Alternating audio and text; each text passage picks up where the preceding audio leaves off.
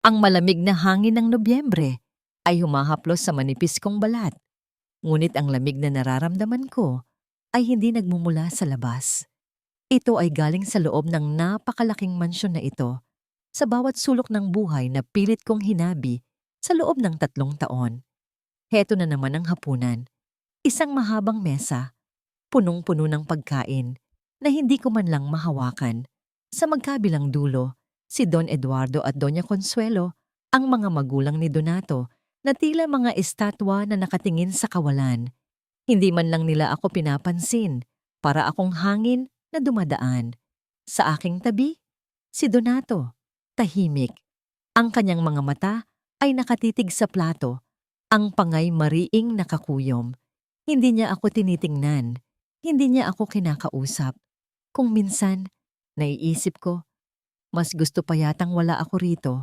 Mabilis akong kumain, sumusulyap sa bawat galaw nila.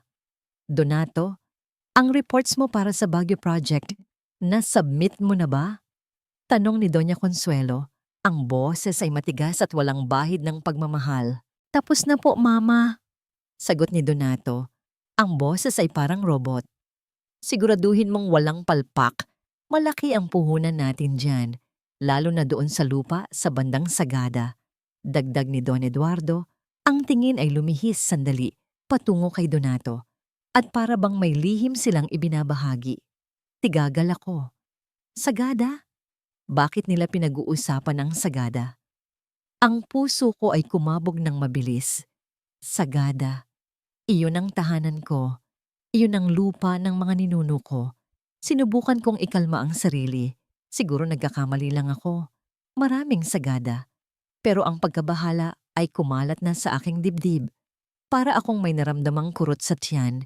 Isang babala na hindi ko maipaliwanag. Hindi ito maaari. Matapos ang hapunan, nagmadali akong umakyat sa aming silid.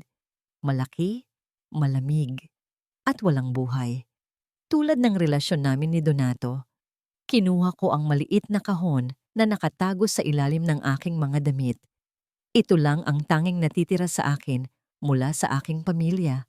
Isang lumang litrato ni Apo Lakay, ang aking lolo, habang nakangiti siya sa harap ng kanyang Abel weaving loom. Sa likod niya, ang malawak na tanawin ng Sagada. Haplos ko ang litrato. Naalala ko ang matatamis na araw sa Sagada, ang amoy ng sariwang hangin, ang tunog ng mga loom na umiikot, ang simpleng buhay na mas masaya pa sa gintong kulungan na ito. Apo, namimiss na po kita. Bulong ko. Namimiss ko na po ang Sagada. Isang oras ang lumipas, narinig ko ang pagbukas ng pinto. Pumasok si Donato. Naglakad siya papunta sa closet, tahimik na nagpalit. Hindi niya ako tiningnan. Donato, tawag ko, pilit kong nilakasan ng loob. Totoo bang pinag-uusapan ng mga magulang mo ang lupa sa Sagada? Huminto siya. Ang kanyang likod ay nakaharap sa akin. Bakit mo naman naitanong? Walang emosyon ang kanyang boses. Dahil doon ako lumaki. Doon ang lupa ng pamilya ko. Nanginginig ang boses ko. Wala kang dapat ipag-alala, Maricel. Business lang yon, sabi niya. At hindi man lang ako nilingon. Business lang? Ngunit bakit ang pakiramdam ko ay may mali? Bakit ang puso ko ay kumakabog ng malakas? Ang buong gabi ay hindi ako makatulog. Ang mga salita ni Don Eduardo at Doña Consuelo ay umalingaw-ngaw sa aking isip. Ang salitang Sagada ay tila apoy na nagbabaga. Kinaumagahan, habang naglilinis ako sa sala, naririnig ko ang boses ni Doña Consuelo sa telepono. Oo, siguraduhin mo na malinis ang lahat ng papeles. Ayoko ng kahit anong aberya. Kailangan nating makuha ang lupaing iyon sa Sagada bago pa may makahabol. Mahina niyang sabi, ngunit malinaw sa pandinig ko. Huwag kang mag-alala. Walang makakaalam. Kahit si Maricel, wala siyang alam. Para akong binuhusan ng malamig na tubig. Hindi ako makahinga. Niloloko nila ako. Niloloko nila kami. Ang lupa ng aming pamilya. Ang tanging natitira sa akin ay plano nilang agawin. Ang pangako ay mariing nakakuyom. Ang mga kuko ko ay bumaon sa aking palad. Hindi, hindi ko hahayaan. Hindi ako mananatiling bilanggo sa gintong kulungan na ito habang kinukuha nila ang lahat sa akin. Isang matinding galit ang biglang sumiklab sa akin na nagbigay ng lakas na hindi ko pa nararamdaman kailanman. Nagsimula akong maghalongkat ng mga lumang dokumento, mga papel na nakakalat sa study room ni Don Eduardo. Puno ng kaba ang dibdib ko, ngunit mas nangingibabaw ang determinasyon. Kailangan kong malaman ang lahat. At doon, sa ilalim ng tumpok ng mga lumang kontrata, nakita ko isang makapal na folder. Ang pangalan ko, ang pangalan ng aking yumaong ama, at ang salitang sagada ay nakasulat sa takip. Binuksan ko iyon. Nanginginig ang aking mga kamay habang binabasa ko ang mga nilalaman, mga kontrata, mga kasunduan, at mga sulat. Ang mga mata ko ay lumaki sa bawat salitang aking nabasa. Hindi lang pala ngayon, matagal na pala. Isang matandang kasunduan, isang pagkakautang na pilit nilang ipinataw sa pamilya ko noon na naging dahilan ng pagkalugi ng negosyo ng aking ama. Ang lupa sa Sagada, ayon sa kanilang dokumento, ay nakasangla bilang collateral para sa utang na yon. Ang utang na hindi ko man lang alam. Ang tanging natitirang ari-arian ng pamilya ko ay gagamitin para bayaran ng isang utang na hindi kailanman naging totoo. Isang utang na ginawa upang agawin ang lahat mula sa amin. Ang lalamunan ko ay nanikip. Ang aking mga mata ay unti-unting lumabo dahil sa luhang namumuo. Hindi ito business. Ito ay isang panloloko. Isang panlilinlang. At si Donato, alam ba niya ito? Bakit siya tahimik? Ang mga salita niya kanina, wala kang dapat ipag-alala, Maricel. Business lang yon, ay biglang naging parang panunuya. Ang sakit. Ang sakit ng katotohanan na hindi lang nila ako itinuring na mababang uri. Pinaglalaruan din nila ako. At ang asawa ko ay bahagi ng lahat ng ito. Napayuko ako. Naramdaman ko ang unti-unting pag-init ng aking mga mata. Isang butil ng luha ang pumatak sa aking kamay. Mainit at puno ng pait. Huminga ako ng malalim. Pilit pinapakalma ang sarili. Hindi ako maaring sumuko. Hindi ako maaring manatiling tahimik. Dapat kong protektahan ang aking pamilya.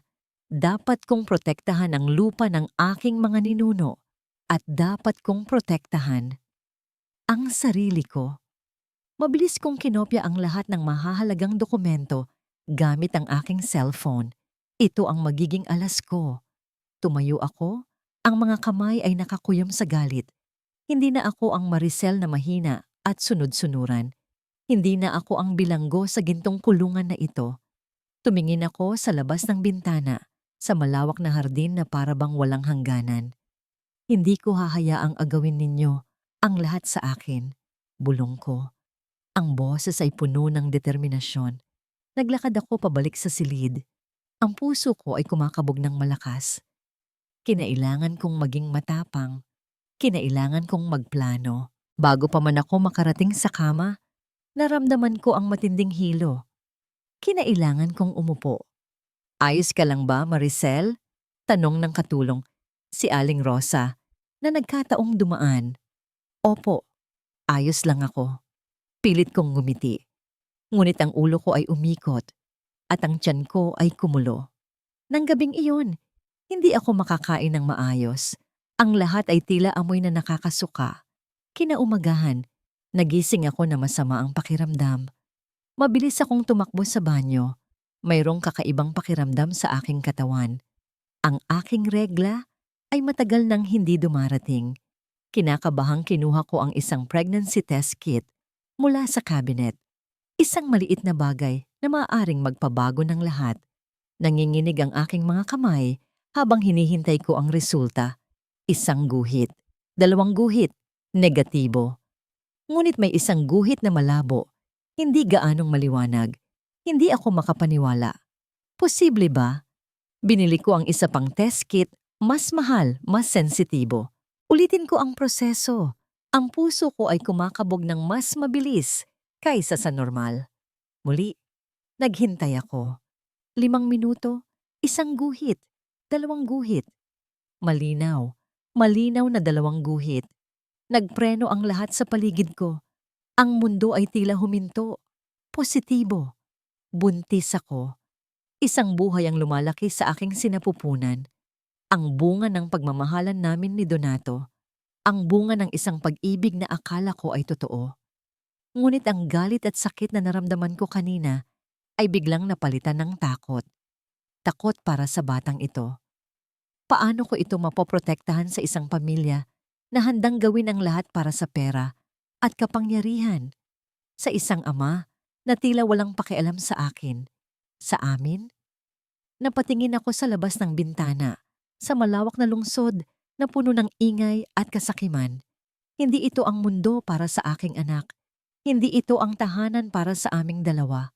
Ang aking kamay ay dahan-dahang humawak sa aking tiyan. Huwag kang mag-alala, anak. Bulong ko. Ang aking boses ay nanginginig. Poprotektahan ka ni Ma. Ang desisyon ay malinaw. Kailangan kong umalis. Kailangan kong iligtas ang aking anak. Kailangan kong tumakas. Ngunit paano? At si Donato, alam ba niya ang tungkol sa pagbubuntis ko? Kung alam niya, magbabago ba ang lahat? O mas lalo lang akong mahihirapan? Napaupo ako sa kama. Ang aking utak ay nagmamadali sa pagplano. Ang susunod na hakbang ay kailangan kong maging maingat. Kinailangan kong maging matalino. Ngayon, higit kailanman, kailangan kong maging matapang. Ang 2 guhit sa pregnancy test kit ay tila sumusunog sa aking mga mata. Hindi ito isang panaginip. Ito ay totoo. Buntis ako. Isang buhay ang lumalaki sa loob ko. Isang patunay ng pag-ibig na, sa ngayon, ay tila isang malaking kasinungalingan. Umupo ako sa sahig ng banyo. Pilit humihinga ng malalim. Ang takot ay humalo sa galit at ang pag-asa ay nababalutan ng pighati. Paano ko ito sasabihin kay Donato? Magiging masaya ba siya? O isa na naman itong dahilan para lalo niya akong ikulong sa loob ng gintong kulungan na ito? Ngunit bago pa man ako magkaroon ng pagkakataong pag-isipan iyon, mas mahalaga ang lupa ng aming mga ninuno. Kailangan kong malaman ang buong katotohanan. Lumabas ako ng banyo. Ang aking mga mata ay nakatitig sa pinto ng aming silid. Nandoon si Donato, naghahanda para sa trabaho, tila walang kamalay-malay sa bagyong dumarating. Donato, tawag ko. Ang boses ko ay nanginginig, ngunit pilit kong nilakasan. Lumingon siya, ang kanyang mukha ay walang emosyon. Bakit, Maricel? Kailangan nating mag-usap. Tumingin siya sa relo niya. Wala akong oras. May importanteng meeting ako. Mas importante ito kaysa sa meeting mo. Giiti ko. Ang aking mga kamay ay nakakuyom. Tungkol ito sa sagada, sa lupaing iyon. Napansin ko ang bahagyang pagkunot ng kanyang noo. Ano na naman ba ang naiisip mo, Maricel? Sinabi ko na sa'yo, business lang yon, walang problema. Walang problema? Donato, may nakita akong mga dokumento. Tungkol sa isang utang na hindi kailanman naging totoo. Tungkol sa pamilya ko na pinagsamantalahan. Hindi ko na napigilan ang aking boses. Napakunot ang noo niya. Mas matalim na ngayon. Ano bang pinagsasabi mo? May sakit ka ba? Hindi ako may sakit. Ang mga magulang mo ang may sakit. Ang sakit nila sa kasakiman. Bigla siyang lumapit sa akin. Ang kanyang mga mata ay matalim. Huwag na huwag mong pagsasalitaan ng ganyan ang mga magulang ko, Maricel. Bakit? Dahil totoo? Dahil hindi mo kayang harapin ang katotohanan na ang pamilya mo ay mga manloloko? Na ikaw, Donato, ay kasama nila sa panloloko sa akin at sa pamilya ko. Nanahimik siya. Ang kanyang mga mata ay nanliit. Maricel, hindi mo alam ang pinagsasabi mo. Alam ko, nakita ko ang mga dokumento, ang lupa sa sagada. Iyon ang tanging natitira sa pamilya ko. at plano ninyong kunin sa akin. Umiwas siya ng tingin, naglakad papunta sa bintana. Ang kanyang likod ay nakaharap sa akin. May mga bagay na hindi mo naiintindihan, Maricel. Kung gayon, ipaintindi mo sa akin. Bakit mo hinayaang mangyari ito? Donato, asawa mo ako. Ginawa ka nilang kasangkapan para manggipit sa akin. Hindi siya sumagot. Ang kanyang katahimikan ay parang malaking pader na naghihiwalay sa aming dalawa. Sa sandaling iyon, ang huling butil ng pag-asa na sana ay may pagmamahal pa siya sa akin ay gumuho.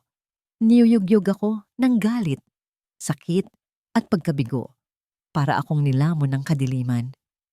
Alam mo ang lahat, hindi ba? Bulong ko. Ang aking boses ay halos hindi na marinig. Alam mo ang plano nila at wala kang ginawa. Hinayaan mo lang. Pinabayaan mo ako. Hindi pa rin siya nagsalita. Ang sakit. Mas masakit pa sa anumang pisikal na sakit. Ang taong pinakasalan ko, ang taong akala ko ay magmamahal sa akin, ay kasama ng mga taong sumisira sa akin. Naramdaman ko ang mainit na likido na dumadaloy sa aking pisngi. Luha. Luha ng pait at pagsisisi. Sinalat ko ang aking tiyan. Ang munting buhay sa loob ko. Paano na kami? Bulong ko. Hindi na kay Donato, kundi sa sarili ko at sa aking anak. Paano tayo kakayanin sa mundong ito? Bigla siyang humarap. Ang kanyang muka ay puno ng galit. Huwag kang magdrama, Maricel. Ang alam ko lang, may malaking pera na nakataya sa lupaing iyon. Hindi ko pwedeng pabayaan ang pamilya ko. Ang mga salitang iyon ay parang patalim na bumaon sa aking puso. Pamilya?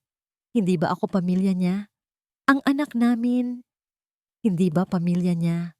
Kung gayon, wala ka nang pakialam sa akin. Wala ka nang pakialam sa akin, Donato. Mariin kong sabi. Ang aking boses ay puno ng pait. Tiningnan niya ako. Isang mahabang malamig na tingin. Maricel, kalma ka lang. Mag-iisip ako ng paraan. Paraan? Anong paraan? Ang paraan para kunin ang lahat mula sa akin? Umiling ako. Hindi na. Tapos na tayo, Donato. Hindi ako naghintay ng sagot niya. Tumakbo ako palabas ng silid, pababa ng hagdan, palabas ng mansyon na yon. Hindi ko alam kung saan ako pupunta. Ang tanging alam ko, kailangan kong lumayo. Ngunit saan? Saan ako pupunta kasama ang anak ko? Napakabilis ng tibok ng puso ko. Ang buong katawan ko ay nanginginig. Nang makarating ako sa gate, bigla akong napahinto. Ang aking cellphone ay nag-ring. Si Aling Rosa, ang aming matandang kasambahay. Ma'am Maricel, narinig ko po ang lahat. Bulong niya, ang boses ay puno ng pag-aalala. May gusto po akong sabihin sa inyo. Ano po iyon, Aling Rosa? Hindi lang po ang lupa sa Sagada ang pinag-uusapan nila. Mayroon pa pong mas malaking plano. Gusto po nilang itayo ang isang malaking resort doon. At may kinalaman po sa mga illegal na transaksyon ni Don Eduardo noon. Nalaglag ang cellphone ko. Ang puso ko ay tila tumigil sa pagtibok. Illegal na transaksyon. Ibig sabihin, hindi lang pera. May kinalaman ito sa mas malalim, mas madilim na bagay. At si Donato, alam niya rin ba ito? Kung alam niya, at hinayaan pa rin niyang mangyari, ibig sabihin, siya ay ganap na kasama. Siya ay kasama sa kadiliman ng pamilya niya. Tumindig ako. Ang aking mga mata ay nakatitig sa mansyon. Ang gintong kulungan na ito ay hindi lang bilangguan, kundi pugad din ng mga ahas. Hindi ko na pwedeng manatili rito. Hindi ko pwedeng hayaang lumaki ang anak ko sa ganitong klase ng pamilya. Walang pag-asa, walang pagmamahal, walang katotohanan. Lumipas ang ilang oras.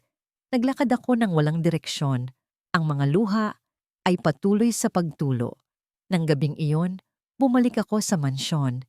Hindi para manatili, kundi para kumuha ng ilang mahahalagang bagay at para magpaalam. Maricel, nasaan ka galing? Tanong ni Donato. na naghihintay sa akin sa sala.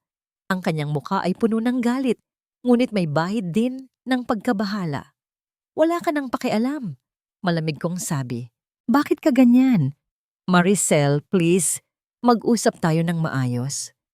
Wala na tayong pag-uusapan, Donato. Tapos na ang lahat. Anong ibig mong sabihin? Hindi ako papayag. Lumapit siya sa akin, pilit na hinawakan ang aking braso. Pero lumayo ako. May isang bagay na kailangan mong malaman, Donato. Sabi ko, ang aking boses ay puno ng pait. Buntis ako. Para siyang nabato. Ang kanyang mga mata ay nanlaki. Ang kanyang panga ay bumaba. Buntis ka? Bulong niya, hindi makapaniwala. Oo, at hindi ko hahayaang lumaki ang anak ko sa piling ng isang taong tulad mo.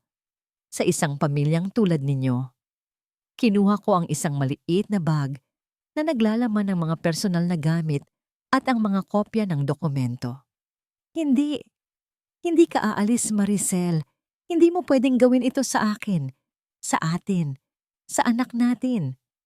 Hindi na ikaw ang asawa ko, Donato. At simula ngayon, ako lang ang may pamilya. Kami lang ng anak ko. Lumabas ako ng mansion. Hindi na ako lumingon. Sa likod ko, narinig ko ang sigaw ni Donato. Ngunit hindi na ako nagpumilit na manatili. Ang tanging nararamdaman ko ngayon ay isang matinding pagpapasya.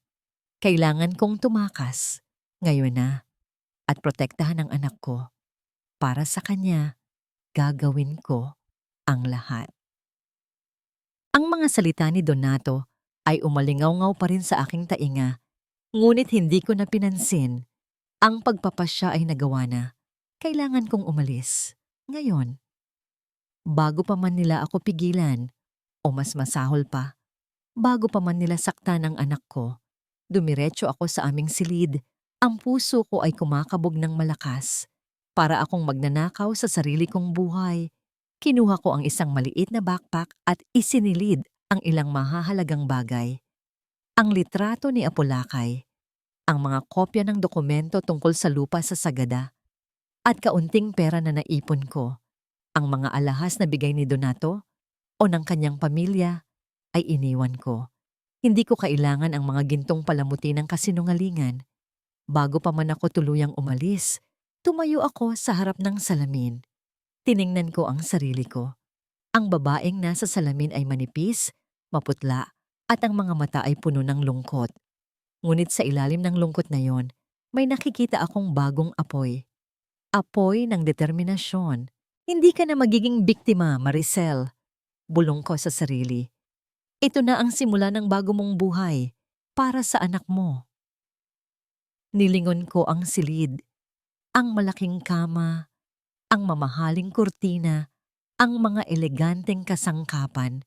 Lahat ay sumisigaw ng kayamanan, ngunit wala ni katiting na init. Wala itong pagmamahal. Ito ay isang malamig na bilangguan. Kumuha ako ng papel at ballpen. Kailangan kong mag-iwan ng sulat.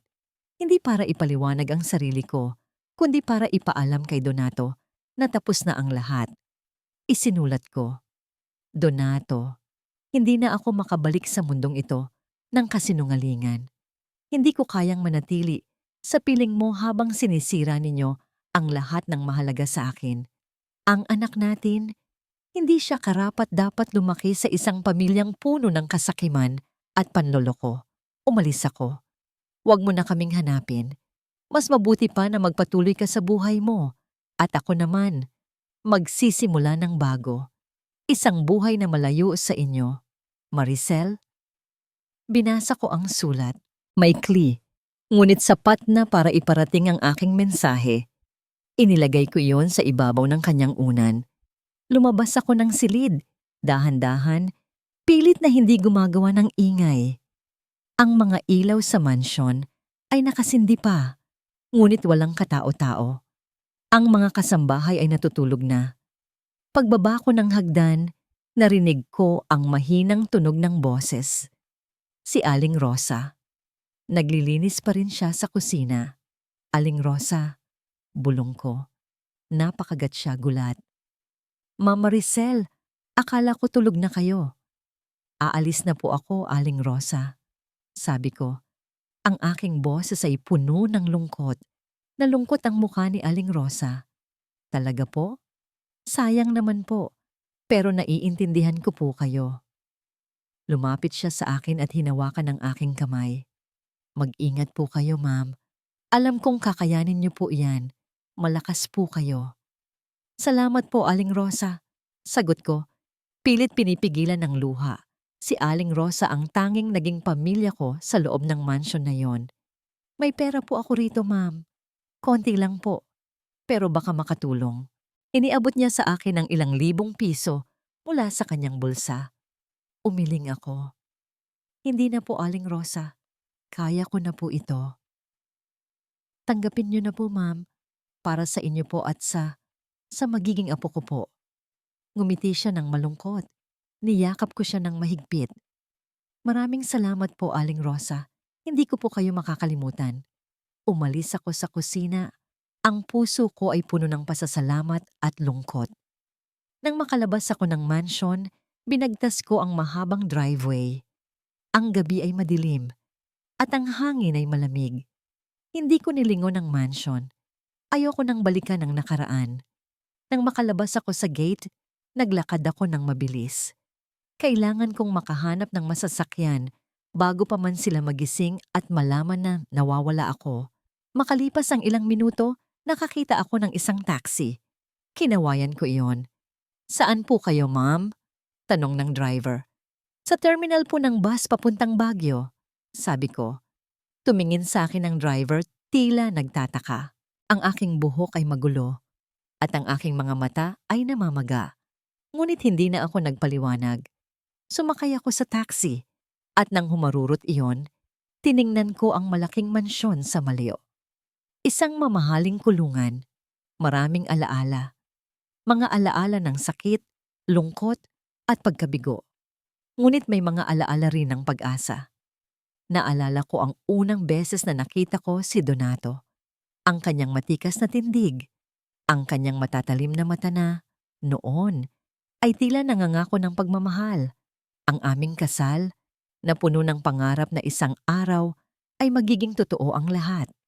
Ngunit ngayon, ang lahat ng iyon ay parang isang masamang panaginip. Ang tanging realidad ngayon ay ang munting buhay sa aking sinapupunan. At ang bagong pag-asa na dala niya. Huminto ang taxi sa terminal ng bus. Bumaba ako. At sa gitna ng maraming tao, naramdaman ko ang pagiging maliit at mag-isa. Ngunit hindi ako sumuko. Bumili ako ng tiket papuntang Baguio. Mula doon, kailangan kong sumakay ng isa pang bus papuntang Sagada. Habang naghihintay sa bus, naramdaman ko ang pagod. Ang pagod sa lahat ng nangyari. Pero nang hawakan ko ang aking tiyan, naramdaman ko ang kakaibang lakas. Para sa kanya, gagawin ko ito. Nang dumating ang bus, sumakay ako. Umupo ako sa tabi ng bintana. Tinitingnan ang mga ilaw ng syudad na unti-unting lumalayo. Ang Maynila. Ang lugar kung saan ako naging bilanggo. Ngayon, malaya na ako. Malaya ako para simulan ang bagong buhay. Hindi ako lumingon. Hindi na ako nag-isip pa. Ang tanging tinitingnan ko ay ang daan patungong Baguio, patungong Sagada, patungo sa bagong simula, patungo sa pag-asa. Ang bus ay umandar. Ang mga ilaw ng lungsod ay unti-unting nawala sa paningin ko. Nag-iisa ako, ngunit hindi na ako nag-iisa. Kasama ko ang anak ko. Ang simula ng aming pagtakas, ang simula ng aming laban. Ang bus ay umakyat sa paakyat na daan. Ang makina ay umuungol. Habang tinatahak namin ang kabundukan, ang bawat liko ay naglalayo sa akin sa masamang nakaraan. Ang hangin ay unti-unting lumamig at ang amoy ng pinya at sariwang lupa ay pumuno sa loob ng bus. Nang bumaba ako sa terminal ng bus sa Sagada, sinalubong ako ng malamig na simoy ng hangin at ng tahimik na tanawin. Malayo sa magulong syudad, ito ang Sagada, ang tahanan ko. Ngunit ang Sagada na naaalala ko ay punong-puno ng sigla, ng mga ngiti at ng pag-ibig. Ngayon, tinitignan ko ang mga daanan na halos hindi na pamilyar. Ang ibang bahay ay nabago na at ang ilang mukha ay hindi ko nakilala. May nararamdaman akong kirot sa dibdib, para akong dayuhan sa sarili kong tahanan. Nagtanong ako sa isang tindera kung saan ang dating bahay ni Apolakay. Tiningnan niya ako ng matagal, tila sinusuri. Si Apolakay? Ang magaling na manghahabi, sabi niya at ngumiti. Nandoon pa rin ang bahay niya, sa dulo ng kalsada, malapit sa lumang simbahan, pero wala nang nakatira doon. Nagpasalamat ako at naglakad. Ang bawat hakbang ay puno ng pag-asa at kaba. Paano kung wala na ako ngayong babalikan? Paano kung mag-isa lang ako? Nang makita ko ang lumang bahay, nanikip ang lalamunan ko. Ito na nga.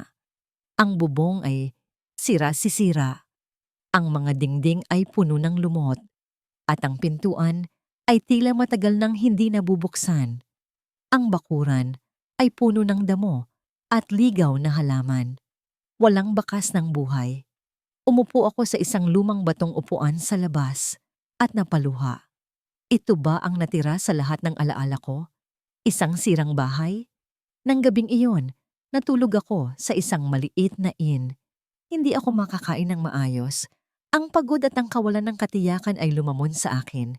Kinabukasan, naglakad ako pabalik sa bahay ni Apolakay. Kailangan kong linisin ito. Kailangan kong buhayin ang lugar na ito. Nagsimula akong maglinis. Nagwawalis ako ng mga tuyong dahon, nagtatanggal ng mga damo, at nagpapalit ng mga sirang bintana. May nararamdaman akong kakaibang koneksyon sa bawat galaw ko. Para akong nakikipag-usap kay Apolakay. Nang makita ko ang lumang apple weaving loom sa loob ng bahay, mas lalo akong napaluha.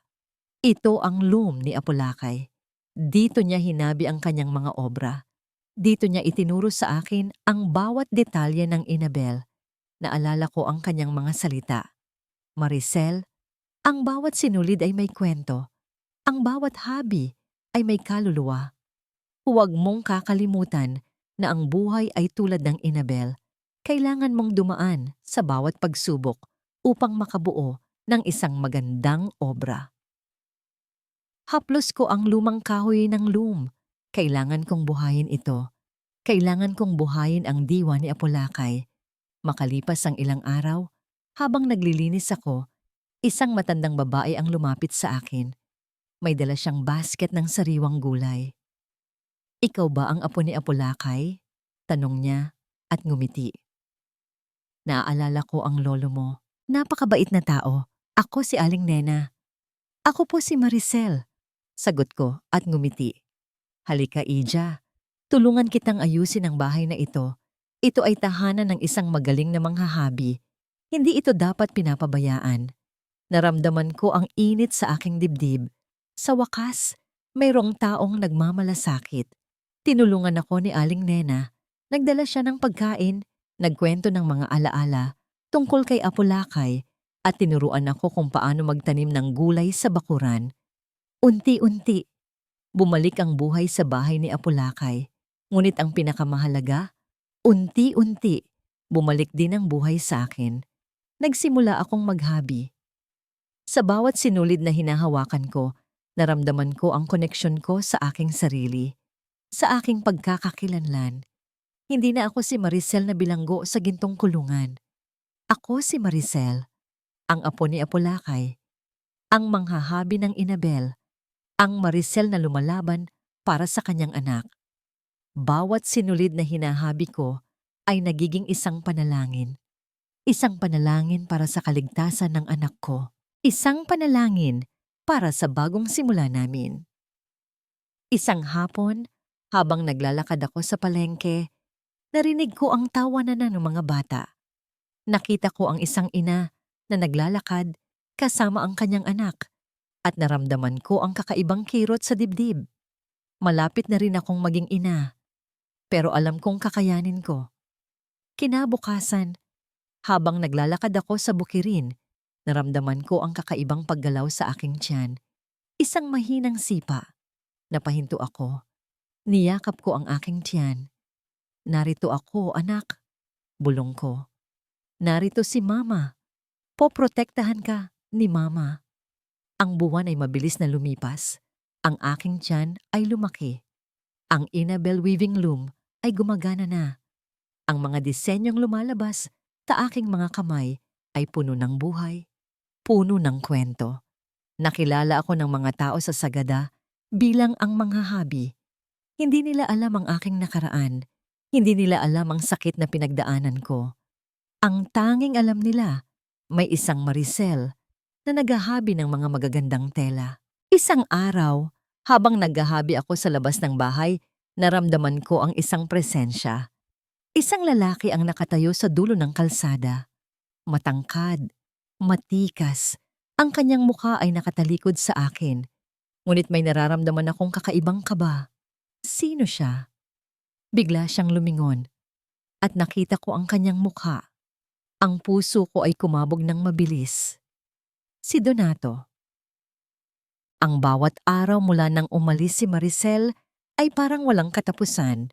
Ang mansyon na dati puno ng katahimikan ay ngayon ay bingi sa pagkawala niya. Ang kanyang sulat ay nakalagay pa rin sa aking unan. Ang bawat salita ay parang kutsilyong tumatagos sa aking dibdib. Hindi na ako makabalik sa mundong ito ng kasinungalingan. Hindi ko kayang manatili sa piling mo habang sinisira ninyo ang lahat ng mahalaga sa akin.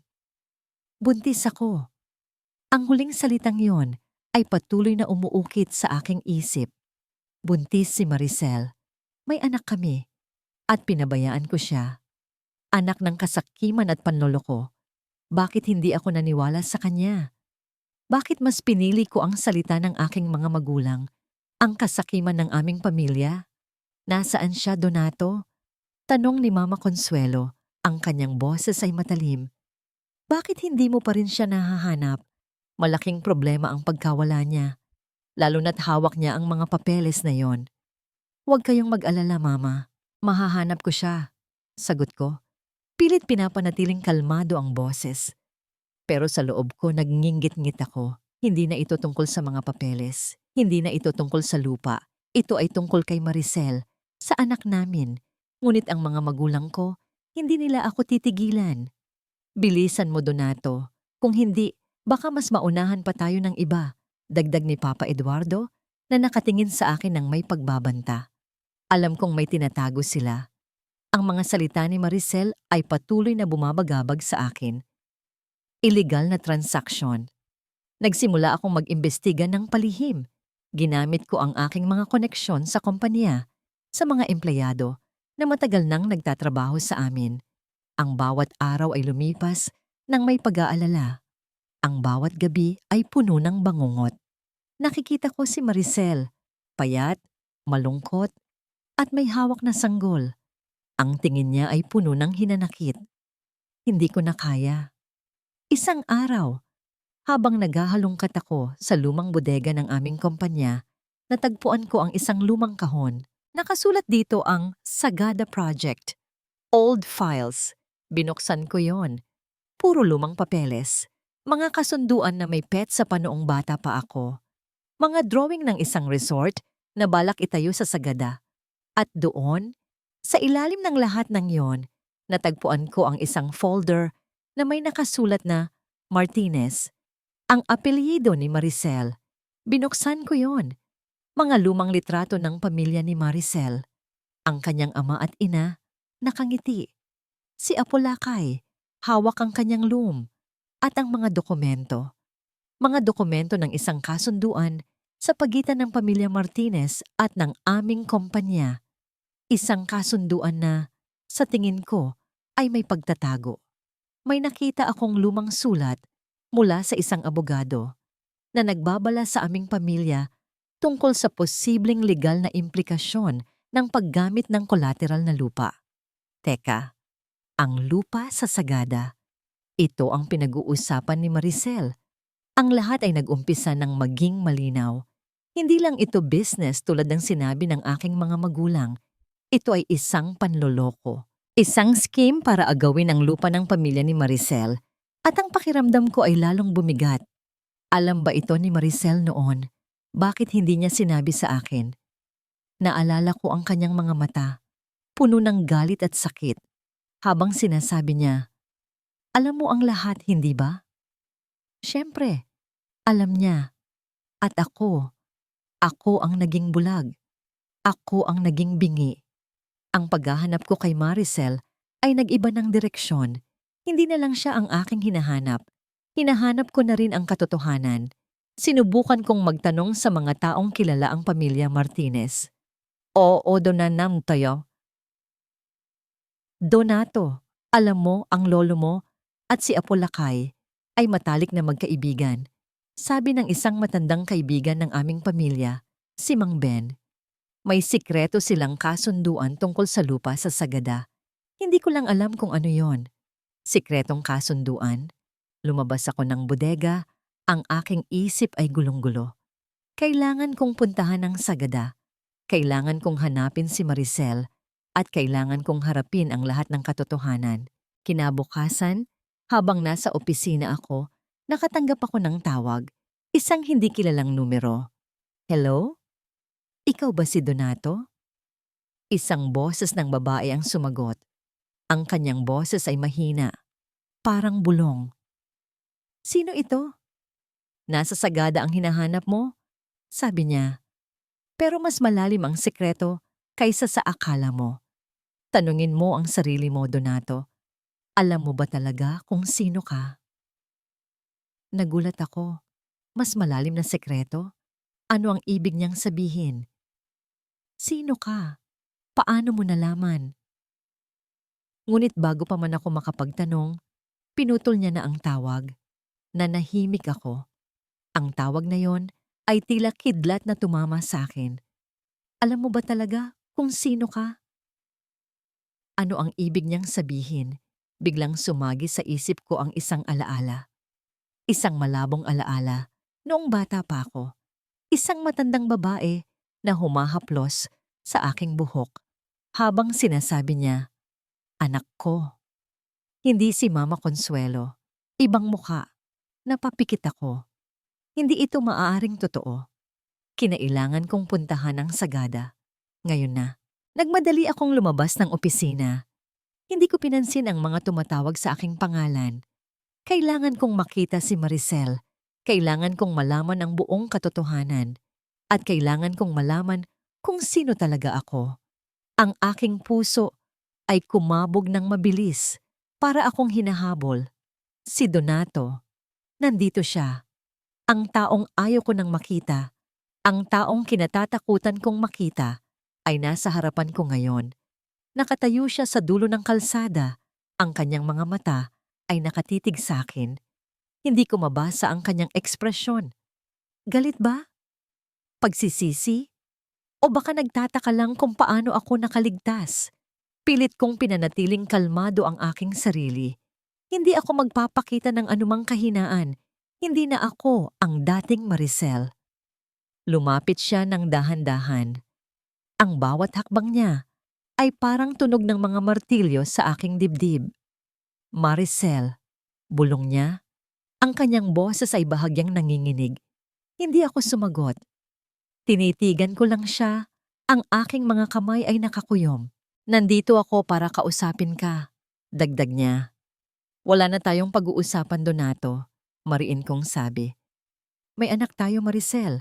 Kailangan nating pag-usapan yon. Ang mga salitang yon ay tila nagpagising sa akin. Anak? Oo, anak namin. Kung tungkol sa anak ko, wala kang karapatan. Giit ko. Hinayaan mo akong umalis. Hinayaan mo akong mag-isa. Hindi ko alam na buntis ka. Hindi ko alam ang buong katotohanan. Pilit niyang ipinagtanggol ang sarili. Hindi ka naniniwala sa akin, Donato. Mas pinili mo ang pamilya mo kaysa sa akin, kesa sa atin. Bigla, narinig namin ang tunog ng sasakyan na papalapit. Isang itim na SUV ang huminto sa harap namin. Bumukas ang pintuan at doon, lumabas sina Doña Consuelo at Don Eduardo. Ang kanilang mga muka ay matigas. Ang kanilang mga mata ay matatalim. Naramdaman ko ang takot na gumapang sa aking katawan. Paano nila ako nahanap? Maricel, sabi ni Doña Consuelo, ang kanyang boses ay parang yelo. Nandito ka lang pala at may sorpresa pa kaming nakita. Tumingin siya sa aking tiyan. Ang kanyang mga mata ay nanliit. Kaya pala nagtatago ka. Dagdag ni Don Eduardo, ang kanyang nangiti ay nakakilabot. May nagtatago kang bunga ng kasalanan mo. Hindi ito kasalanan, mariin kong sabi. Ito ay anak ko, anak namin ni Donato. Lumingon si Doña Consuelo kay Donato. Donato, anong ginagawa mo rito? Bakit ka kasama ng babaeng ito? Mama, Papa, may karapatan si Maricel sa lupaing ito at may anak kami, sabi ni Donato, pilit na pinaninindigan ang kanyang sarili. Natawa si Don Eduardo. Karapatan? Anong karapatan? Ang lupaing iyan ay sa amin at ang batang iyan. Isa lang iyan sa mga problema na dapat nating ayusin. Naramdaman ko ang paglamig ng aking dugo. Ano ang ibig niyang sabihin sa ayusin? Huwag ninyo akong sasaktan. Huwag ninyong sasaktan ang anak ko. Sigaw ko at yumakap sa aking tiyan. Wala kang magagawa, Maricel, sabi ni Doña Consuelo. Kami ang may kapangyarihan at ang lupaing ito ay magiging amin. Sa ayaw at sa gusto mo. Tinulak ako ni Don Eduardo at napaupo ako sa lupa. Hinawakan ko ang aking tiyan, puno ng takot. Huwag ninyo akong sasaktan. Sigaw ko at tumingin kay Donato. Ngunit bago pa man makagalaw si Donato, may dumating na dalawang malalaking lalaki. Hinawakan nila si Donato at pilit siyang pinipigilan. Bitawan ninyo ako! Sigaw ni Donato. Pilit na kumakawala. Donato, halika na. Wala tayong pakialam sa kanila. Sigaw ni Doña Consuelo. Hindi! Hindi ko iiwan si Maricel. Ngunit hindi siya makakilos. Nagsimula akong umiyak. Ang aking mga mata ay nakatitig sa mga magulang ni Donato. Ang kanilang mga mukha ay puno ng kasamaan. Bibigyan ka namin ng panahon para mag-isip, Maricel, sabi ni Donato Consuelo. Kung hindi ka susunod, kami na ang bahala sa anak mo.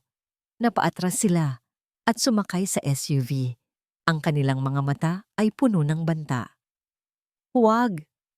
Huwag ninyong gagawin yan, sigaw ko. Ngunit ang SUV ay humarurot paalis. Iniwan kaming dalawa ni Donato sa gitna ng kalsada. Nakahiga pa rin ako sa lupa. Ang aking tiyan ay masakit. Lumapit sa akin si Donato at hinawakan ang aking kamay. Maricel, ayos ka lang ba? Tanong niya.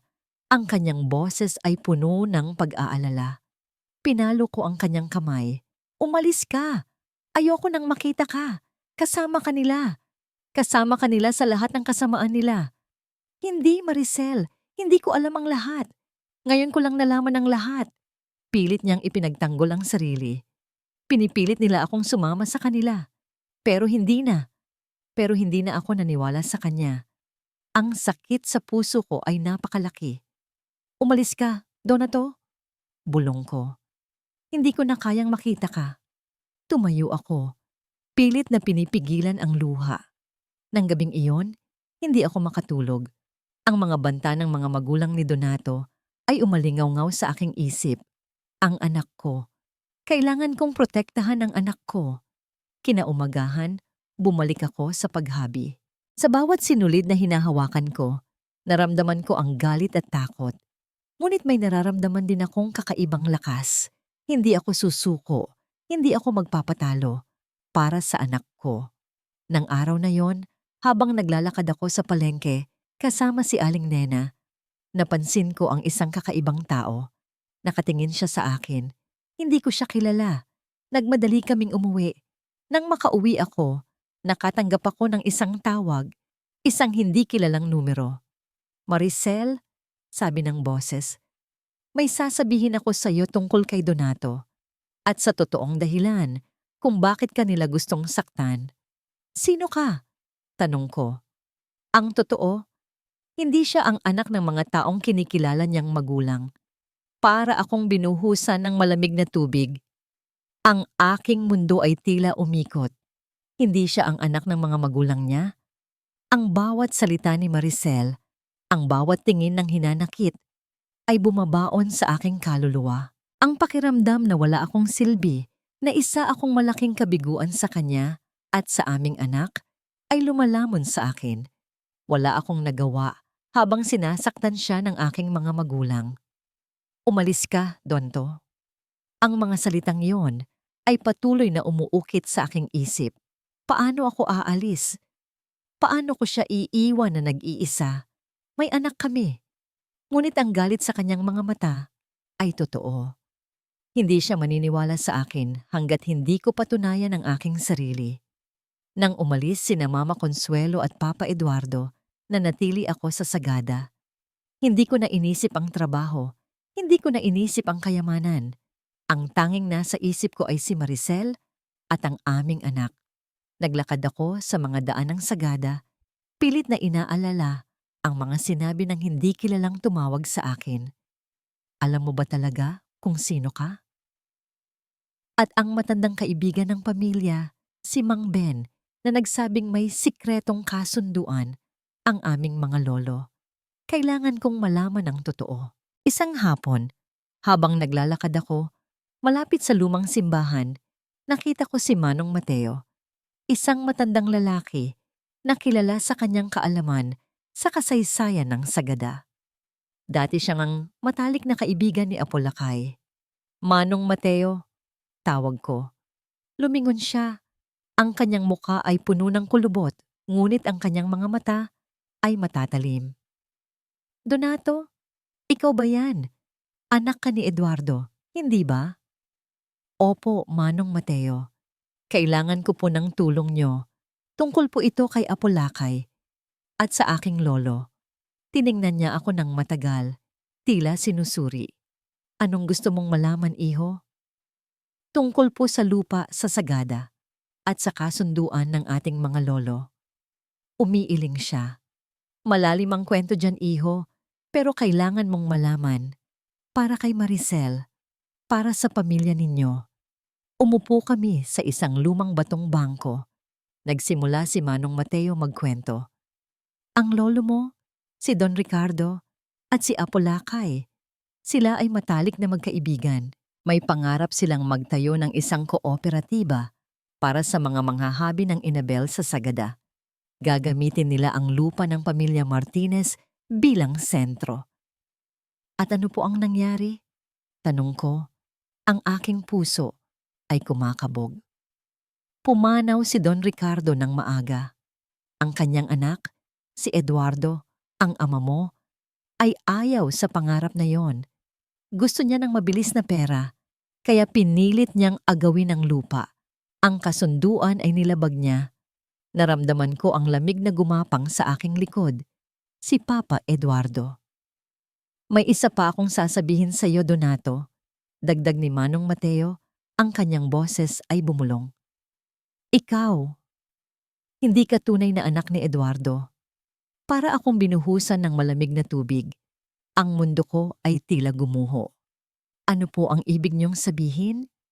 Ang nanay mo? Si Consuelo. Nagkaroon siya ng ibang pag-ibig noon. Isang lalaki na kasamahan ni Ricardo sa negosyo. Ngunit pinatay ni Eduardo ang lalaking iyon upang hindi masira ang kanyang pangalan at para masakop ang yaman ni Consuelo. Nanlalaki ang aking mga mata. Hindi ito totoo. Hindi ito maaring totoo. Nang malaman ni Consuelo na buntis siya sa anak ng lalaking iyon, pinilit siya ni Eduardo na itago ang katotohanan. Kinupkop ka niya, ngunit bilang isang kasangkapan lamang. Isang paraan para kontrolin si Consuelo at para manatiling malinis ang kanyang pangalan. Nanginginig ang aking buong katawan. Ang lahat ng aking nalalaman ay biglang nagbago. Hindi ako anak ni Eduardo. Ang aking ama. Pinatay ng taong kinikilala kong ama. Ang lahat ng nangyari kay Maricel, ang lahat ng pagdurusa, ay dahil sa kasakiman ng taong ito. Ang pagtatago ng kasunduan ng aming mga lolo. Ang panlilinlang sa pamilya ni Maricel, ang lahat ay nag-umpisa sa kasinungalingan, ang aking buhay. Donato, ikaw ang anak ng pag-ibig, sabi ni Manong Mateo. Ang kanyang mga mata ay puno ng lungkot. Hindi ka anak ng kasakiman. Huwag mong hayaang sirain ka ng kasinungalingan. Umalis ako kay Manong Mateo. Ang aking isip ay gulong-gulo. Naglakad ako ng walang direksyon. Ang bawat hakbang ay puno ng galit at sakit. Nang gabing iyon, tinawagan ko ang aking mga magulang. Hindi ako makahinga. Mama, Papa, sabi ko. Ang boses ko ay nanginginig. Kailangan nating mag-usap. Donato, nasaan ka? Tanong ni Mama Consuelo. Ang kanyang boses ay matalim. Bakit hindi ka pa umuuwi? Alam ko na po ang lahat. Sabi ko, ang aking mga kamay ay nakakuyom. Tungkol sa Sagada, tungkol sa pamilya Martinez, at tungkol sa akin. Nanahimik sila, isang mahabang katahimikan. Anong pinagsasabi mo, Donato? Tanong ni Papa Eduardo. Ang kanyang boses ay puno ng pagbabanta. Alam ko na po na hindi kayo ang tunay kong ama. At alam ko na po kung sino ang pumatay sa tunay kong ama. Muling nanahimik sila, ngunit sa pagkakataong ito, narinig ko ang mahinang hininga ni Mama Consuelo. Gusto mong malaman ang totoo, Donato? Sabi ni Papa Eduardo. Ang kanyang boses ay naging malamig. Ang totoo ay, wala kang karapatan sa pangalan ko. Hindi ka namin kadugo. Isa ka lang ampon. Isang kasangkapan. Ang mga salitang yon ay parang suntok sa aking dibdib. Ampon, kasangkapan. Ang lahat ng pagmamahal na akala ko ay totoo ay isang kasinungalingan lamang. Kaya ka naming kinupkop, Donato, para may magmana sa lahat ng yaman ko. Dagdag ni Papa Eduardo. Ang kanyang boses ay may bahid ng panunuya. Pero kung ganyan ka, wala kang matatanggap kahit ano. Pinutol ko ang tawag. Ang aking cellphone ay nahulog sa lupa. Niyakap ko ang aking ulo. Ang aking mga mata ay puno ng luha. Ang lahat ng aking pinaniniwalaan ay gumuho. Ang aking pamilya, ang aking pagkakakilanlan, ang aking buhay, lahat ay kasinungalingan. Ngunit sa gitna ng sakit, may nakita akong liwanag. Hindi ako kasama sa kasamaan nila. Hindi ako anak ng kasakiman. Ako ay anak ng pag-ibig. At mayroon akong anak. Isang tunay na anak. Kailangan kong protektahan si Maricel. Kailangan kong protektahan ang aming anak. Kailangan kong labanan sila. Tahan!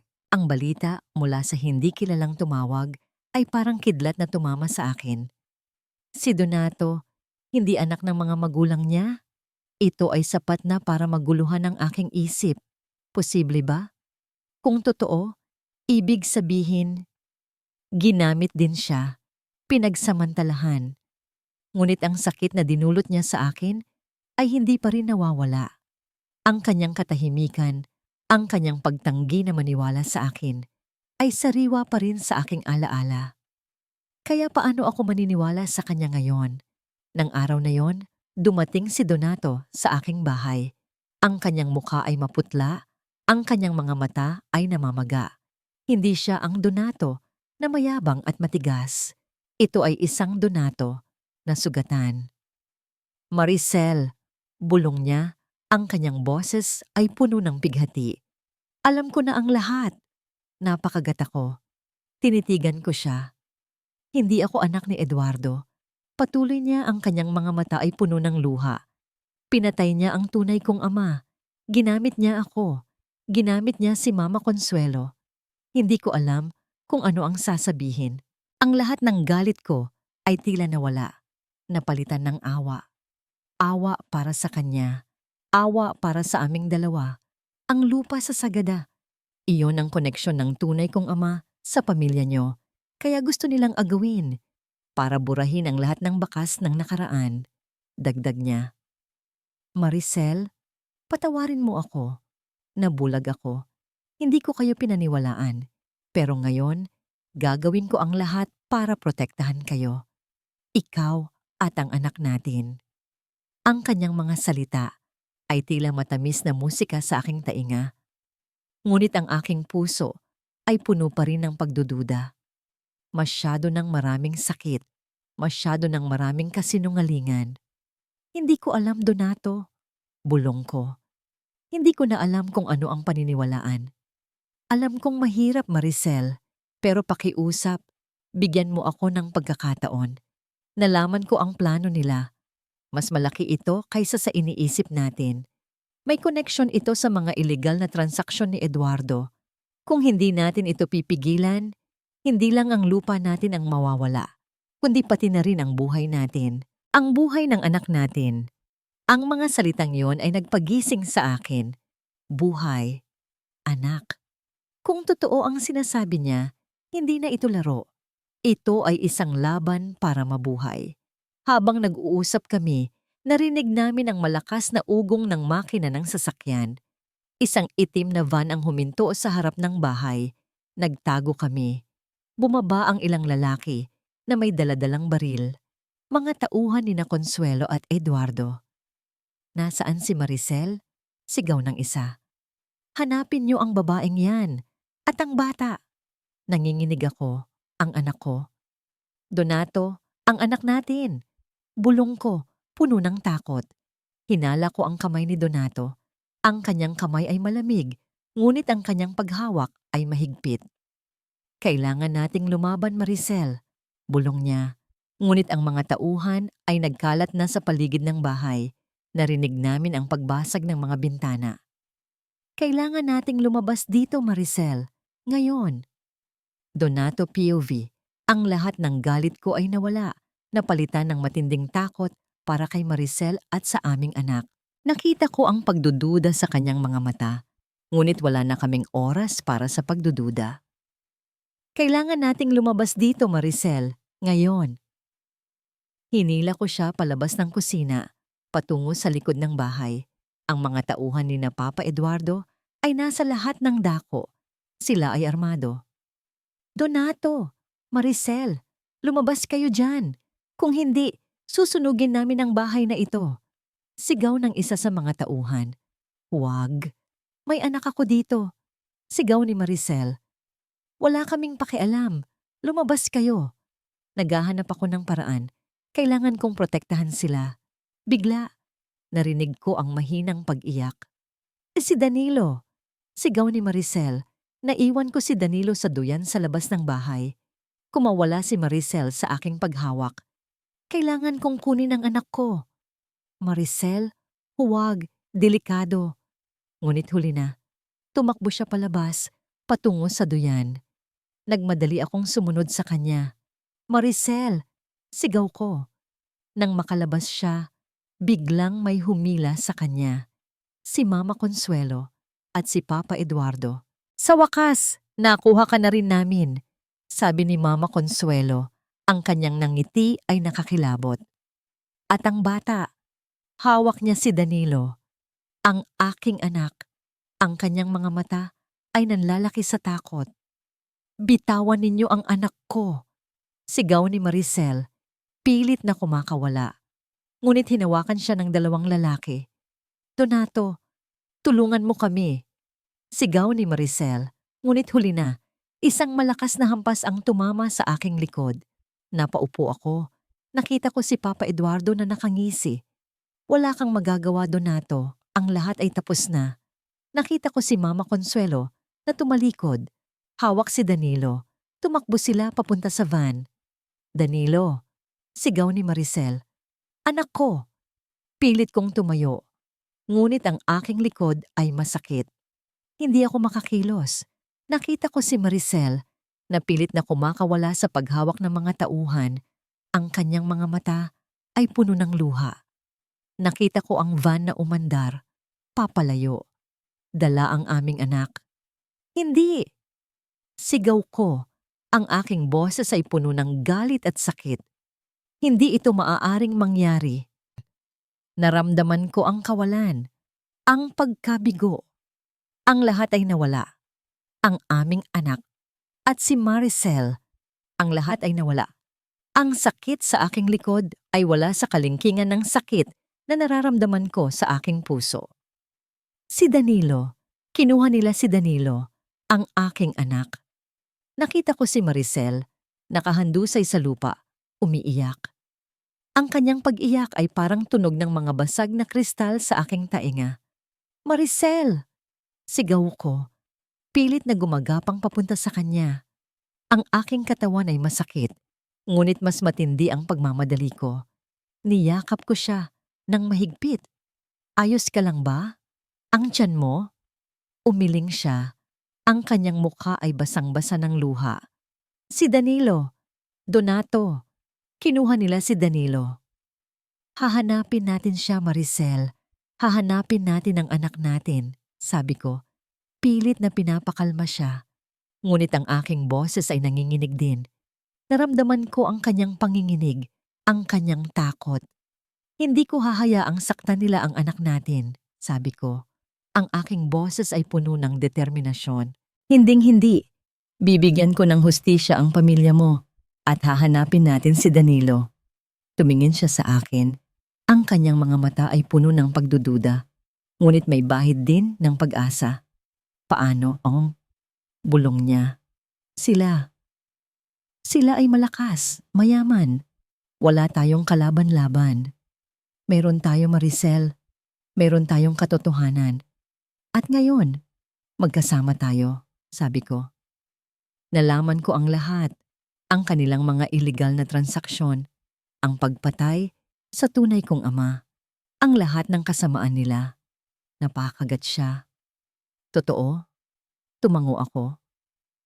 Oo, at gagamitin natin yon laban sa kanila. Alam ko ang mga lugar na pinagtataguan nila ng kanilang mga sikreto. Alam ko ang mga tao na konektado sa kanila. Tumayo ako. Pilit na pinipigilan ang sakit. Kailangan nating magplano, Maricel, sabi ko. Hindi tayo pwedeng magpadalos-dalos. Delikado sila. Kailangan nating maging matalino. Nagtago kami sa isang maliit na bahay sa kabundukan, malayo sa mga mata ng kanilang mga tauhan. Doon, nagsimula kaming magplano. Ibinigay ko kay Maricel ang lahat ng impormasyon na nalaman ko. Ang mga pangalan ng kanilang mga koneksyon. Ang mga lugar kung saan sila nagtatago ng mga dokumento. Ang pinakamalaking hideout nila ay nasa lumang warehouse sa Batangas, sabi ko. Doon sila nagtatago ng mga iligal na produkto at dokumento. Posibleng nandoon si Danilo. Pero delikado doon, Donato, sabi ni Maricel. Paano tayo makakapasok? May alam akong backdoor, sagot ko. At mayroon akong ilang kaibigan na makakatulong. Mga taong dating pinagsamantalahan din ni Papa Eduardo. Gusto nilang maghiganti. Ang aking cellphone ay nag-ring. Isang hindi kilalang numero. Hello? Nasa Batangas na si Danilo, Donato. Sabi ng boses, ang parehong boses na tumawag sa akin dati. Nasa lumang warehouse. Pero hindi kayo pwedeng mag-isa. Delikado. Sino ka? Tanong ko. Isang taong gustong makita ang hustisya. May ipapadala ako sa inyo. Huwag kayong mag-alala. Pinutol niya ang tawag. Tumingin ako kay Maricel. May tumutulong sa atin. Hindi tayo nag-iisa. Kinabukasan may dumating na ilang lalaki. Mga dating empleyado ni na Papa Eduardo na pinagsamantalahan din. Sila ay matatag at handang tumulong. Nagplano kami ng detalyado. Bawat galaw, bawat salita. Kailangan naming maging perpekto. Ang gabing iyon, sumakay kami sa isang van, patungong Batangas. Ang aking puso ay kumakabog ng malakas. Para kay Danilo, para kay Maricel. Nang makarating kami sa lumang warehouse, madilim. Ang hangin ay malamig. Dito tayo papasok, bulong ko, at itinuro ang isang maliit na pintuan sa likod. Pumasok kami ng tahimik. Ang loob ng warehouse ay malaki at madilim. Puno ng mga kahon at mga kagamitan. Narinig namin ang mga boses. Nasa loob sila.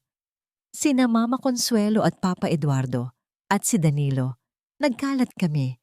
Bawat isa ay may kanya-kanyang pwesto.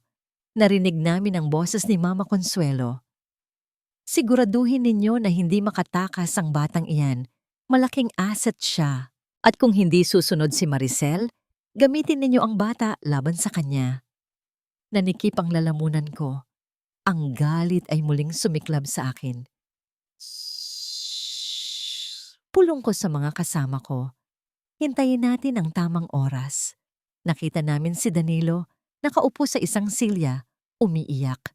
May dalawang lalaki na nagbabantay sa kanya. Kailangan kong iligtas ang anak ko. Naramdaman ko ang paghawak ni Maricel sa aking kamay. Kaya natin ito, Donato. Bulong niya. Tumango ako. Ito na ang oras. Ngayon. Sigaw ko. Sumugod kami. Ang mga kasama ko ay mabilis na gumalaw. Sinugod ang mga tauhan. Tumakbo ako patungo kay Danilo. Ngunit bago pa man ako makarating, biglang lumabas sina Mama Consuelo at Papa Eduardo. Donato. Sigaw ni Mama Consuelo, ang kanyang mukha ay puno ng galit. Pinagtataksilan mo kami. Hindi ko kayo pinagtataksilan, Mama, sabi ko. Ginagawa ko ang tama. Hinila ni Mama Consuelo si Danilo. Kinuha niya ang isang kutsilyo at itinutok sa leeg ng anak ko. Pipili ka, Maricel, ang anak mo o ang lupaing iyon. Sigaw niya, ang kanyang mga mata ay puno ng kabaliwan. Para akong pinako sa aking kinatatayuan, ang aking anak, ang aking dugo at laman. Nakita ko si Maricel, tumakbo papalapit. Ang kanyang mukha ay puno ng takot. Huwag! Huwag ninyong sasaktan ang anak ko! Sigaw ni Maricel. Nanginginig ako. Hindi ako makagalaw. Ang aming anak, nasa bingit ng kamatayan. Ang kutsilyo sa leeg ng anak ko ay parang kutsilyo na rin sa aking puso. Si Mama Consuelo, ang kanyang mukha ay puno ng kabaliwan. Ang kanyang mga mata ay nagniningning sa galit. Pipili ka, Maricel, ang anak mo o ang lupaing iyon. Sigaw niya. Nanginginig ako. Hindi ko alam kung ano ang gagawin. Ang anak ko, ang tanging kayamanan ko. Huwag, Mama Consuelo. Sigaw ko. Ang aking boses ay puno ng pakiusap. Huwag ninyong sasaktan ang apo ninyo. Wala kaming apo sa iyo, Maricel. Sigaw ni Papa Eduardo na nakatayo sa tabi ni Mama Consuelo. Ang batang iyan ay isa lang kasangkapan. Ang galit ay muling sumiklab sa akin. Hindi ko hahayaang saktan nila ang anak ko. Sige. Sigaw ko. Kunin ninyo ang lahat ng lupa. Kunin ninyo ang lahat ng yaman. Pero huwag ninyong sasaktan ang anak ko. Ngunit sa loob ko, nagpaplano ako, kailangan kong maging matalino. Huwag kang maniwala dyan, Mama Consuelo. Sigaw ni Donato, na pilit na kumakawala mula sa mga tauhan. Alam ko ang lahat ng ginawa ninyo. Ang mga iligal na transaksyon. Ang pagpatay sa tunay kong ama. Natawa si Papa Eduardo. Wala kang ebidensya, Donato. At kahit meron, sino ang maniniwala sa'yo? Sa isang ampon na pinagtaksilan ang kanyang pamilya? Bigla, may narinig kaming sirena ng pulis. Lalong nagkagulo. Pulis! Sigaw ng isa sa mga tauhan. Huwag kayong kikilos! Sigaw ni Mama Consuelo at mas idiniin ang kutsilyo sa leeg ni Danilo. Kung hindi, mamamatay ang batang ito. Mama Consuelo, hindi niyo po pwedeng gawin iyan. Sigaw ni Donato. Naramdaman ko ang paggalaw ni Danilo. Alam kong takot na takot siya. Mama Consuelo, tingnan niyo ang apo ninyo. Sigaw ko. Ang inosenteng bata na ito, may puso pa ba kayo? Tumingin si Mama Consuelo kay Danilo. May bahagyang pag-aalinlangan sa kanyang mga mata. Isang segundo lang iyon, ngunit sapat na. Sa sandaling iyon, kumilos ako. Kinuha ko ang isang kahon sa tabi ko at itinapon sa mukha ni Mama Consuelo. Nabigla siya. Naitaas niya ang kutsilyo. Sa sandaling iyon, kumilos si Donato. Mabilis siyang tumakbo at hinila si Danilo mula sa kamay ni Mama Consuelo. Danilo, sigaw ko at yumakap sa anak ko. Ngunit hindi pa tapos ang lahat. Hinawakan ni Papa Eduardo ang isang baril at itinutok kay Donato. Wala kang kwenta, Donato. Sigaw niya. Wala kang silbi. Papatayin kita. Ngunit bago pa man siya makaputok, dumating ang mga pulis. Ibagsak ang mga armas ninyo. Sigaw ng isang pulis. Nagulat si Papa Eduardo. Sumugod ang mga pulis at inaresto sina Mama Consuelo at Papa Eduardo. Ang kanilang mga tauhan ay nahuli din. Ang mga baril ay ibinaba. Ang ingay ay nawala. Niyakap ko si Danilo ng mahigpit. Ang aking anak ay ligtas. Niyakap din ako ni Donato at niyakap din niya si Danilo. Ligtas na tayo, Maricel. Ligtas na kayo. Nagsimula akong umiyak. Luha ng kaligayahan, luha ng paglaya. Kinaumagahan, puno ng balita ang lahat ng pahayagan at telebisyon. Ang iskandalo ng pamilya Consuelo at Eduardo. Ang mga ilegal na transaksyon, ang pagpatay, ang panloloko, ang lahat ay nabunyag. Si Donato ang nagbigay ng lahat ng ebidensya sa mga pulis, ang mga dokumento, ang mga testigo, ang lahat ng kasamaan ng kanyang mga magulang ay nabunyag. Ang mundo ay nagulat. Ang mga balita ay kumalat ng mabilis. Ang mga Consuelo at Eduardo ay nakulong. Ang kanilang imperyo ay gumuho. Niyakap ko si Danilo. Ang aking mga mata ay nakatitig sa kanya. Siya ang aking pag-asa. Siya ang aking lakas. Tumayo si Donato sa tabi namin. Ang kanyang mukha ay puno ng pagod, ngunit may bahid din ng kaligayahan. Maricel, bulong niya. Tapos na ang lahat. Tumango ako. Oo, tapos na ang lahat. Ang bangungot ay natapos na, ngunit ang tanong ay, paano na tayo ngayon? Ang lahat ng nangyari ay nagbago sa aming dalawa. Ang aming mga puso ay sugatan. Kaya pa ba naming maging isang pamilya? Kaya pa ba naming magtiwala sa isa't isa? Kaya pa ba naming bumuo ng bagong simula? Niyakap ko ng mas mahigpit si Danilo, ang aking anak. Ang aming kinabukasan ay hindi pa malinaw. Ngunit sa pagkakataong ito, alam kong mayroon akong lakas na harapin ang lahat at hindi na ako mag-iisa. Ang mga rehas ng kulungan ay sumara kina Mama Consuelo at Papa Eduardo. Ang mga headlines ay naglalathala ng kanilang pagbagsak. Ang lahat ng kasamaan nila ay nabunyag, ngunit ang tagumpay na ito ay walang kapayapaan sa aking puso. Ang mansyon ay tahimik na ngayon, ngunit hindi na ito ang tahimik na puno ng takot. Ito ay tahimik na puno ng kalungkutan at pagsisisi. Ang aking buhay ay gumuho. Ang mga taong kinilala kong magulang ay mga halimaw. Ang lahat ng pinaniniwalaan ko ay kasinungalingan. Ngunit mayroong isang liwanag sa dilim na ito, si Maricel at si Danilo. Nagdesisyon ako. Hindi ko kailangan ng yaman na nabahira ng kasamaan. Hindi ko kailangan ng pangalan na puno ng dungis. Naghawa ako ng press conference. Sa harap ng maraming kamera at mamamahayag, inilahad ko ang lahat. Ako po si Donato C. At ngayon, tatanggi ako sa lahat ng aking karapatan sa pamana ng pamilyang Sa. Ang lahat ng aking ari-arian at ang mga ari-arian na dapat ay sa akin ay idodonate ko sa isang pundasyon na tutulong sa mga biktima ng panloloko at pang-aabuso sa mga taong tulad ng pamilya Martinez. Nakita ko ang pagkabigla sa mga mukha ng mga mamamahayag. Nabulag po ako sa kapangyarihan. Nabulag po ako sa kasinungalingan. Patuloy ko. Ang aking boses ay nanginginig ngunit puno ng katapatan. Ngunit ngayon, nakikita ko na ang katotohanan. Hihingi po ako ng paumanhin sa lahat ng nasaktan ko, lalo na po kay Maricel at sa aming anak. Pagkatapos ng press conference, bumalik ako sa Sagada. Hindi na ako sumakay sa mamahaling sasakyan. Nag-commute ako. Naramdaman ko ang lamig ng simoy ng hangin, ang amoy ng sariwang lupa. Ito ang totoong buhay.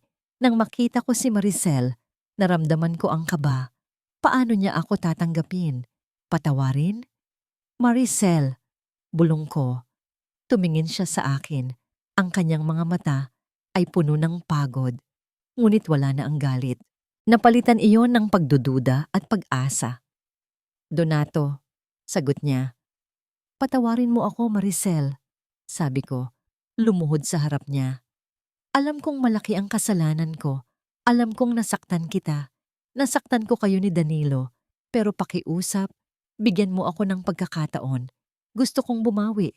Gusto kong maging ama sa anak natin. Gusto kong maging karapat-dapat sa inyo. Hindi siya sumagot. Nanatili lang siyang tahimik. Hindi ko man mabura ang lahat ng sakit na dinulot ko sa iyo, Maricel. Pero gusto kong ipakita sa iyo na nagbago na ako. Hindi ko nahahayaang may manakit sa inyo. Ako na ang magpoprotekta sa inyo. Dagdag ko. Ang dami kong napagdaanan, Donato. Bulong niya, ang kanyang mga mata ay puno ng luha. Ang sakit, ang pagkabigo, ang takot. Alam ko, Maricel, at karapat-dapat kang magalit sa akin. Pero pakiusap, Maricel, para kay Danilo. Kailangan niya ng ama. Isang ama na magmamahal at magpoprotekta sa kanya. Tiningnan niya ako ng matagal. Ang bawat sandali ay parang walang katapusan. Hindi ito madali, Donato. Sabi niya, hindi ko alam kung kailan ko kayang kalimutan ng lahat. Kung kailan ko kayang magtiwala ulit. Hindi ko naman hinihingi na kalimutan mo ang lahat, Maricel. Hinihingi ko lang ang pagkakataong patunayan ang sarili ko. Hinihingi ko lang ang pagkakataong makasama kayo. Niyakap niya ako. Isang mahigpit na yakap. Ang kanyang mga luha ay dumaloy sa aking balikat. Magpatuloy ka sa pagbisita, Donato. Bulong niya. Subukan nating bumuo ng bago para kay Danilo. Ang mga salitang iyon ay parang musika sa aking tainga. Isang pag-asa. Sinimulan ko ang aking bagong buhay sa Sagada. Hindi na ako ang Donato na puno ng pera at kapangyarihan. Ako na ang Donato na simpleng tao na naghahanap ng kapayapaan. Bawat araw, binibisita ko si Maricel at si Danilo. Naglalaro ako sa anak ko. Tinutulungan ko si Maricel sa kanyang abel weaving. Hindi madali. Maraming pagsubok, maraming pagdududa. Ngunit unti-unti, naramdaman ko ang pagbabago. Naramdaman ko ang paghilom. Isang hapon, habang nakaupo kami sa labas ng bahay naglalaro si Danilo, tumingin si Maricel sa akin. Donato, bulong niya, pinapatawad na kita. Napaatras ako. Ang kanyang mga salita ay parang isang malaking bato na inalis sa aking dibdib. Hindi ito dahil sa karapat-dapat ka, Donto. Patuloy niya. Dahil ito sa akin. Dahil sa anak natin. Gusto kong maging malaya sa galit. Gusto kong magkaroon ng kapayapaan. At gusto kong magkaroon ng ama si Danilo. Isang ama na nagbago at nagmamahal. Niyakap ko siya ng mahigpit. Maraming salamat, Maricel. Hindi mo alam kung gaano mo ako pinasaya. Niyakap din niya ako. Ang init ng kanyang yakap ay nagbigay ng kapayapaan sa aking kaluluwa. Ang mga sugat ay hindi kailanman ganap na mawawala. Ngunit maaari itong gumaling. At sa paghilom ng mga sugat, bumubuo ng mas malakas na koneksyon. Nang gabing iyon, habang natutulog si Danilo sa aming tabi, naramdaman ko ang kamay ni Maricel na humawak sa aking kamay. May natanggap akong sulat, Donato. Bulong niya. Tungkol sa lupa sa Sagada. May abogado na gustong makipag-ugnayan. Ang sulat mula sa abogado ay nagdala ng bagong pag-asa, ang lupa sa Sagada, ang diwa ni Apolacay. Kasama si Donato, nagtungo kami sa opisina ng abogado. Ibinigay niya ang lahat ng ebidensya, ang mga lumang kasunduan, ang mga patunay ng panloloko. Sa tulong ng bagong ebidensya mula sa mga naarestong Consuelo at Eduardo, ang lahat ay naging malinaw. Ang lupaing iyon ay legal na sa amin. Sa pamilya Martinez, sa wakas, pagkatapos ng mahabang laban, naibalik ang katarungan. Maricel, sabi ni Donato, ang kanyang mga mata ay puno ng kagalakan. Nagawa natin. Naibalik mo ang lupa ng pamilya mo. Tumango ako, ang aking mga mata ay puno ng luha. Luha ng pasasalamat, luha ng tagumpay. Ang unang hakbang na ginawa ko ay ang itatag ang Apolacay Inabel Weaving Center. Hindi lang ito isang sentro ng paghabi, kundi isang sentro ng komunidad. Isang lugar kung saan ang mga kababaihan sa Sagada ay matututo ng sining ng Inabel at makakakuha ng kabuhayan. Si Donato ang naging pinakamalaki kong katuwang, hindi bilang asawa, kundi bilang isang kaibigan, isang taga-suporta, at isang ama. Ginamit niya ang kanyang kaalaman sa negosyo para tulungan akong palaguin ang aming proyekto. Naglakbay kami sa iba't ibang lugar. Ipinagmalaki ang mga produkto ng Inabel. Ang kanyang pangalan, na dati ay may dungis, ay unti-unting nalinis. Nakita ng mga tao ang kanyang pagbabago. Mula sa isang taong bulag sa kasakiman, naging isang taong may puso at paninindigan. Lumipas ang mga taon. Si Danilo ay lumaki, isang masigla at matalinong bata. Isang bata na pinalaki sa pag-ibig, sa katotohanan at sa diwa ng Sagada. Isang araw, habang naglalaro si Danilo sa bakuran, nakita ko si Donato na nakatingin sa kanya. Ang kanyang mga mata ay puno ng pagmamahal. "Masaya ka ba, Donato?" Tanong ko. Lumingon siya sa akin at ngumiti. Isang tunay na ngiti. "Opo, Maricel. Ngayon lang ako naging masaya sa inyong dalawa, sa simple nating buhay." Umupo ako sa tabi niya. "Salamat, Donato. Salamat sa lahat." "Hindi, Maricel. Salamat sa'yo. Salamat sa pagpapatawad mo. Salamat sa pagbibigay mo sa akin ng ikalawang pagkakataon. Ang aming relasyon ay hindi perpekto. May mga sugat na mananatili. Ngunit ang mga sugat na yon ay nagpapaalala sa amin kung gaano kami kalakas, kung gaano kami nagmahal, at kung gaano kami nakaligtas." Nang gabing iyon, habang natutulog si Danilo sa kanyang sariling kama, nakita ko si Donato na nagtatrabaho sa kanyang lumang laptop. Gumagawa siya ng website para sa aming Inabel products. "Donato," tawag ko. Lumingon siya. "Gusto mo bang maging isang pamilya tayo?" Muli, nanlaki ang kanyang mga mata. Hindi siya sumagot. Ngunit nakita ko ang luha sa kanyang mga mata. Tumayo siya at lumapit sa akin. Niyakap niya ako ng mahigpit. "Oo, Maricel, higit sa lahat." At doon, sa ilalim ng mga bituin ng Sagada, kami ay muling nagsimula.